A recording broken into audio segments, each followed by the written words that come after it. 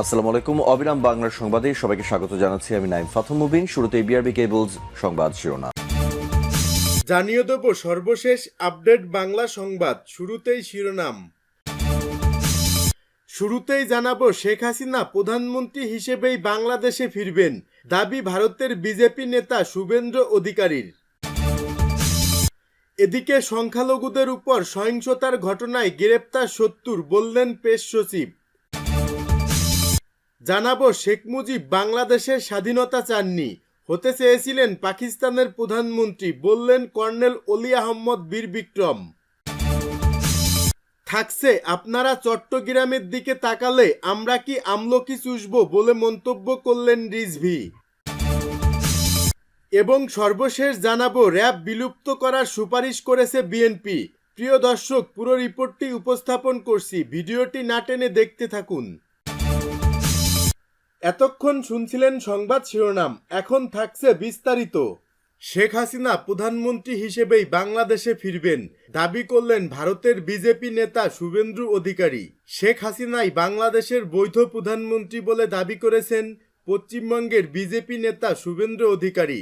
তার দাবি অন্তর্বর্তী সরকার অবৈধ।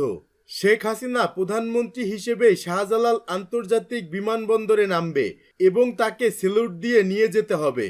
বাংলাদেশের সাম্প্রতিক পরিস্থিতির পরিপ্রেক্ষিতে মঙ্গলবার বিকেলে পশ্চিমবঙ্গের উত্তর ২৪ পরগনা জেলার বসিরহাট মহকুমার ঘুজাডাঙ্গা আন্তর্জাতিক সীমান্তে একটি সনাতনী সংগঠনের কর্মসূচিতে অংশ নিয়ে তিনি এ দাবি করেন। সেখানে গণমাধ্যমের বিভিন্ন প্রশ্নের উত্তর দিতে গিয়ে রাজ্যটির বিজেপি বিধায়ক শুভেন্দু অধিকারী বলেন, আমরা বাংলাদেশ সৃষ্টি করেছি, আমাদের ১৭,০০০ সেনা আত্মবলিদান দিয়েছে, আমরা বঙ্গবন্ধু শেখ মুজিবুর রহমান দলাই লামাকে সুরক্ষা দিয়েছি। তিনি বলেন, শেখ হাসিনা অজেদকে ক্ষমতা থেকে সরাতে গেলে আরেকটা ভোটের মাধ্যমে সরাতে হবে। বর্তমানে সে দেশে যেটা আছে সেটা অবৈধ কেয়ারটেকার। আমার বিশ্বাস আমেরিকা সহ মানবতাবাদী দেশগুলো এগিয়ে এসে এই অবৈধ সরকারকে উৎখাত করবে। বাংলাদেশে অন্তর্বর্তী সরকারকে আইসিসি, তালেবান ও হামাসের আরেকটি সংরক্ষণ বলেও দাবি করেন বিজেপির এই নেতা। হিন্দুত্ববাদ নিয়ে রাজ্যের মুখ্যমন্ত্রী মমতা ব্যানার্জিকেও নিশানা করতে দেখা যায় শুভেন্দু অধিকারীকে। তিনি বলেন, মমতা ব্যানার্জিকে কোনো হিন্দু গ্রহণ করে না। কলকাতার রেড রোডে দাঁড়িয়ে তিনি সরাসরি আরএসএস, বজরঙ্গ দল, বিশ্ব হিন্দু পরিষদকে দাঙ্গাবাজ বলেন। তিনি দুর্গা ঠাকুর, লক্ষ্মী ঠাকুর, সরস্বতী ঠাকুর, কালী ঠাকুর, এমনকি কার্তিক ঠাকুরকে সুরক্ষা দিতে পারে না। আসলে মমতার মুখ ও মডেল হলো আব্দুল বারিক বিশ্বাস, খালেদ, শাহজাহানের মতো ব্যক্তিরা। কারা মমতা ব্যানার্জিকে ভোট দেন তা সকলেই জানেন। তাই পশ্চিমবঙ্গের হিন্দু মানুষরা ইতিমধ্যেই মমতাকে রিজেক্ট করেছে। সংখ্যালঘুদের উপর সহিংসতার ঘটনায় গ্রেপ্তার ৭০, প্রেস সচিব। প্রধান উপদেষ্টার প্রেস সচিব শফিকুল আলম বলেছেন, আগস্টের ৫ তারিখ থেকে অক্টোবর পর্যন্ত সংখ্যালঘুদের উপর সহিংসতার ৮৮টি ঘটনায় ৭০ জনকে গ্রেপ্তার করা হয়েছে। দোষীদের সবাইকে গ্রেপ্তার করা হবে। মঙ্গলবার রাজধানীর ফরেন সার্ভিস একাডেমিতে এক প্রেস ব্রিফিংয়ে এ তথ্য জানান তিনি। তিনি বলেন, বাজার নিয়ন্ত্রণে সরকারের সর্বোচ্চ চেষ্টা রয়েছে। সয়াবিন ও পাম তেলের ক্ষেত্রে আন্তর্জাতিক বাজার ঊর্ধ্বমুখী। ৩ থেকে ৪টা কোম্পানি পুরো বাজার নিয়ন্ত্রণ করে, সেটি আমাদের নজরে রয়েছে। প্রতিদিন দাম তদারকি করা হচ্ছে। এ সময় শীতের সবজির দাম কমেছে বলেও মন্তব্য করেন তিনি। তিনি আরও বলেন, ছাত্রলীগের ছেলেরা লুটপাট করে ভারতে আশ্রয় নিয়েছে, তারা অপশাসনের প্রতীক ছিল। তাদের বিষয়ে কি সিদ্ধান্ত নেবে সেটি ভারতের ব্যাপার। রোহিঙ্গা ইস্যুতে তিনি বলেন, আগামী বছর রোহিঙ্গা সংকট নিয়ে একটি বড় কনফারেন্স আয়োজন করা হবে। সেপ্টেম্বর অক্টোবরের দিকে কনফারেন্সটি হবে। বিভিন্ন দেশের প্রতিনিধিরা তাতে অংশগ্রহণ করবেন। প্রধান উপদেষ্টার উপপ্রেস সচিব আজাদ মজুমদার বলেন, পদোন্নতি বঞ্চিত সরকারি কর্মকর্তাদের অনেকেই আবেদন করেছিলেন। এর পরিপ্রেক্ষিতে একটি কমিটি গঠন করা হয়। সেই আবেদনগুলো যাচাই বাছাই করে ৭৭৪ জনকে পদোন্নতির সুপারিশ করা হয়েছে। প্রশাসনের রদবদল একটি নিয়মিত প্রক্রিয়া জানিয়ে তিনি বলেন, কয়েক হাজার পদে রদবদল হয়েছে। সরকার যখন যেখানে প্রয়োজন সেখানে রদবদল করেছে। বিভিন্ন মিশনে পরিবর্তনের জন্য রাজনৈতিক দলগুলোর কাছ থেকে যে সুপারিশগুলো এসেছে তা বিবেচনায় রেখেছে সরকার। শেখ মুজিব বাংলাদেশের স্বাধীনতা চাননি, হতে চেয়েছিলেন পাকিস্তানের প্রধানমন্ত্রী কর্নেল অলি আহমদ। শেখ মুজিবুর রহমান বাংলাদেশের স্বাধীনতা চাননি, পাকিস্তানের প্রধানমন্ত্রী হতে চেয়েছিলেন বলে মন্তব্য করেছেন লিবারেল ডেমোক্রেটিক পার্টির প্রেসিডেন্ট অবসরপ্রাপ্ত কর্নেল অলি আহমদ বীর বিক্রম। সম্প্রতি একটি বেসরকারি টেলিভিশন চ্যানেলকে দেয়া সাক্ষাৎকারে তিনি এই মন্তব্য করেন।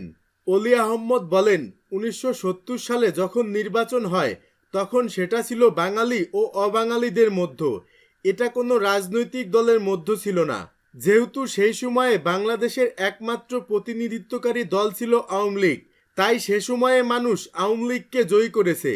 স্বাভাবিকভাবে শেখ মুজিবুর রহমান মনে করেছিলেন তাকেই পাকিস্তানের প্রধানমন্ত্রী করা হবে এবং তিনি পাকিস্তানের প্রধানমন্ত্রী হতেই আগ্রহী ছিলেন। তিনি বলেন, আমরা যখন সেনাবাহিনীতে ছিলাম আমরা পাকিস্তানিদের উপর নজর রাখছিলাম। আমরা দেখলাম প্রতিনিয়ত পাকিস্তান থেকে নতুন নতুন সেনাদল, অস্ত্র, গোলাবারুদ আসতে শুরু করেছে। অথচ 1965 সালে আমি যুদ্ধে অংশগ্রহণ করেছি, তখন তৎকালীন পূর্ব পাকিস্তান সম্পূর্ণ অরক্ষিত ছিল। তখন পাকিস্তান থেকে কোনো সেনাদলও আসেনি, অস্ত্রও আসেনি। তাহলে 71 সালে যেখানে কোনো নতুন সেনার প্রয়োজন নাই, অস্ত্রের প্রয়োজন নাই, সেখানে কেন নতুন সেনা অস্ত্র আসছে? এতে আমাদের মনে সন্দেহ জাগলো যে পাকিস্তানিরা হয়তো ক্ষমতা প্রয়োগ করে এদেশের মানুষকে দমন করবে। তখন আমি তৎকালীন মেজর জিয়া ও লে কর্নেল এমআর চৌধুরীর নেতৃত্বে বিদ্রোহের পরিকল্পনা করলাম। এই বিদ্রোহের কথা শেখ মুজিবকে জানালাম। তাকে বললাম, আপনি যদি আমাদের অনুমতি দেন তবে অতি সহজে আপনাকে বাংলাদেশ স্বাধীন করে দিতে পারবো। তিনি আরও বলেন, শেখ মুজিব আমাদের উপর আস্থা রাখতে পারেন নাই।